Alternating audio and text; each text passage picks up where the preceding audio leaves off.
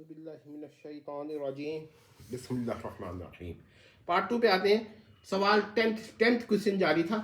کہ دجال کی تکفیر جو ہے وہ اس کے خدا ہونے کے دعوے پہ جہمی صاحب کریں گے یا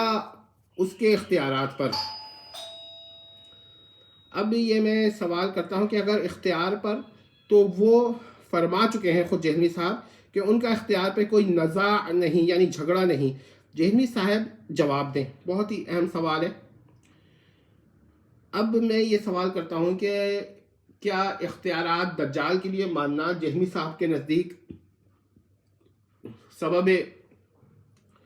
تکفیر دجال ہے یا نہیں، یا دعوی اختیار کرنا؟ کیونکہ اگر دعوی اختیار کرنا جائز نہیں ہے یا شرک ہے تو پھر اختیار بھی شرک ہوگا، اور اگر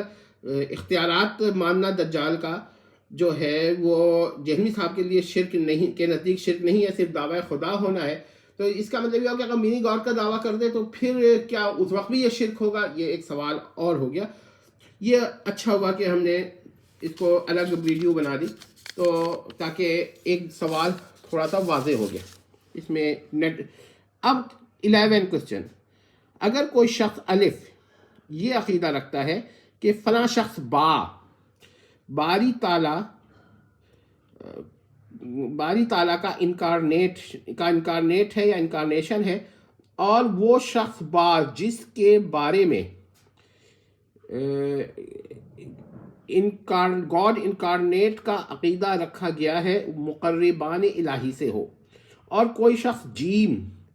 کسی شخص مثلا دال کے بارے میں یہ عقیدہ رکھے کہ وہ گاڈ انکارنیٹ یا انکارنیشن آف گاڈ ہے، جبکہ دال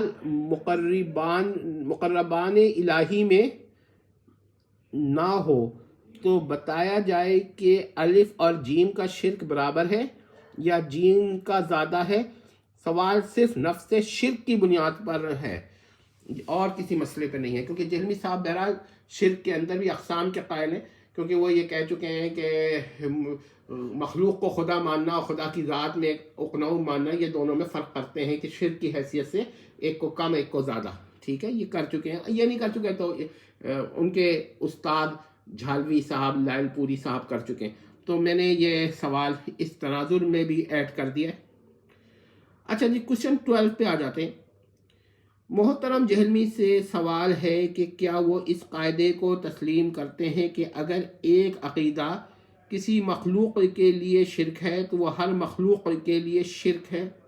اگر محترمی اس کو مانتے ہیں تو اس کا مطلب ہے کہ جن لوگوں کو قیامت کے بعد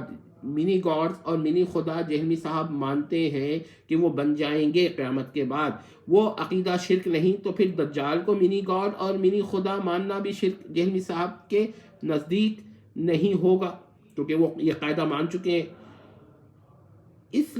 اس لیے کہ سب مخلوق ہیں۔ اگر محترمی اور مکرمی اس قاعدے کے قائل نہیں یا ممکن ہے تو یہ گزارش ہے کہ کم از کم 5 ایسے عقائد بیان کریں جو کسی ایک مخلوق کے لیے ماننا تو شرک ہے مگر کسی دوسری مخلوق کے لیے ماننا شرک نہیں۔ پھر میں کہہ دیتا ہوں، جو کسی ایک مخلوق کے لیے ماننا شرک ہے لیکن کسی دوسری مخلوق کے لیے ماننا شرک نہیں۔ اچھا، یہاں پر ایک بات میں لسانیات کے حوالے سے کہہ دوں کہ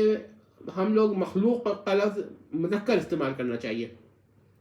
لیکن غلط اور عوام میں مؤنث بھی استعمال ہوا ہے، تو اگر میں نے مؤنث استعمال کیا ہے تو کوئی یہ نہ لے کر بیٹھ جائے کہ انہوں نے غلط اردو بول دی، ٹھیک ہے؟ عام طور پہ مذکر ہوتا ہے، یہ بات ٹھیک ہے کہ لفظ یہ مذکر ہے، جیسے بہت سارے ایسے الفاظ ہیں جو عربی میں مذکر ہیں مگر اردو میں جب استعمال ہوتے ہیں تو وہ عام گفتگو میں غلط العوام میں وہ مؤنث ہو جاتے ہیں۔ اچھا، اسی طرح میں آپ کو ایک بات اور بتا دیتا ہوں کہ دیکھیے باری تعالیٰ کی ذات ہے نا، اسے ذات اقدس کہتے ہیں، حالانکہ ذات تو مؤنث کا لفظ ہے تو ذات قدسہ کہنا چاہیے یا ذات مقدسہ کہنا چاہیے، لیکن ہم ذات اقدس بولتے ہیں۔ وجہ کیا ہے کہ اردو میں بعض چیزیں مذکر ہو گئی ہیں آ کر، جبکہ وہ اصل عربی میں مؤنث ہے، تو قاعدہ کیا ہے کہ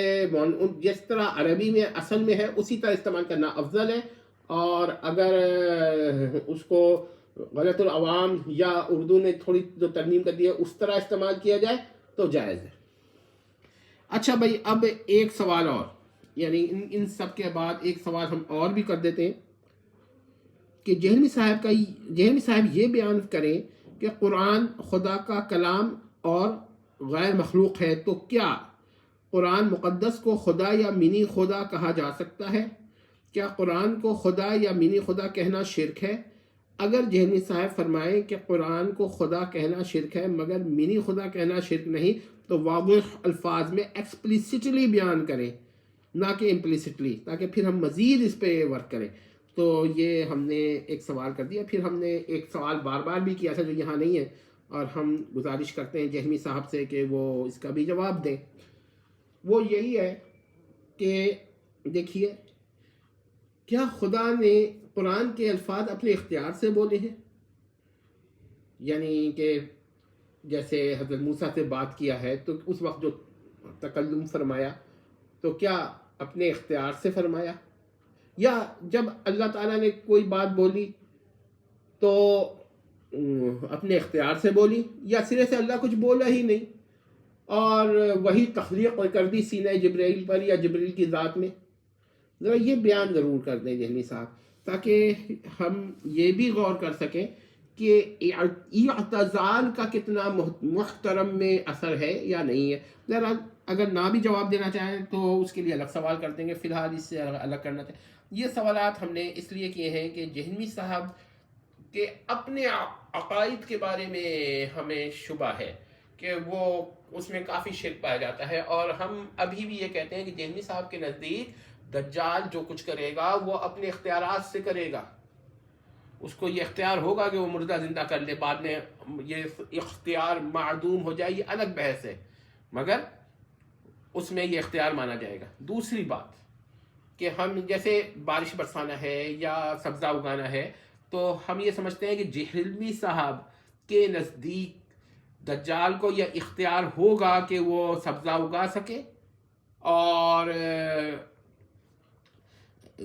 یہ بارش برسا سکے، یہ اختیار مانتے ہیں جہلمی صاحب، اور اگر نہیں مانتے تو صاف انکار کریں گے دجال میں یہ نہیں ہوگا، تاکہ پھر ایک مسئلہ تو حل ہو۔ لیکن ہم پھر یہ کہتے ہیں کہ کون سی صرف کتنے اختیارات ہوں گے، یا پھر دجال ایک عام انسان کی طرح ہوگا، اس کے اندر کوئی اس قسم کے اختیارات نہیں ہوں گے۔ جہلمی صاحب اس کا ہمیں جواب دیں،